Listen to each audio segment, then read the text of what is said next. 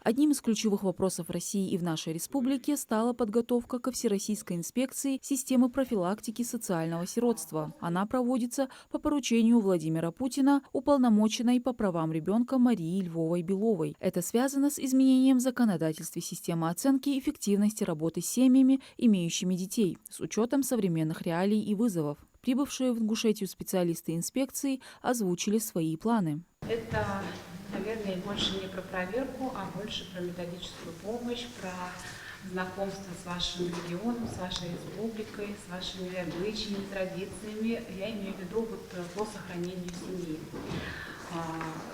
У вас, несомненно, есть там свои какие-то особенности, поэтому очень хотелось бы услышать, если какие-то есть у вас интересные практики, интересные какие-то подходы в работе, будем рады все это подсветить и дальше транслировать уже на всю Россию.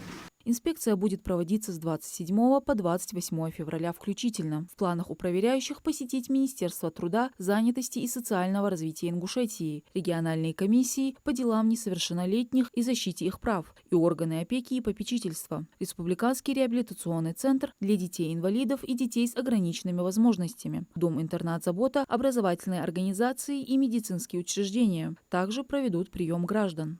Будем смотреть личные дела всех воспитанников и статусных детей, и нестатусных, комиссии по делам несовершеннолетних, как у вас организована работа, каким образом помогаете семьям, какие тоже подходы к этой работе у вас есть. По итогу нашей инспекции мы соберемся, подведем краткие итоги, это будет 28 числа, уже рекомендации, которые будут такие полные и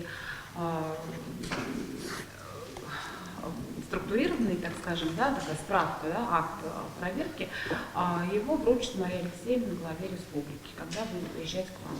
Председатель правительства Ингушетии Владимир Сластенин отметил, что состояние учреждений, подлежащих проверке, находится на постоянном контроле властей. Эти заведения, которые подлежат обследованию, действительно находятся в таком хорошем состоянии. Мы сделали последние 2 крупных ремонта в коррекционной школе на почти 500 детей, там, да, в Троицком доме-интернате для детей умственно-отсталых.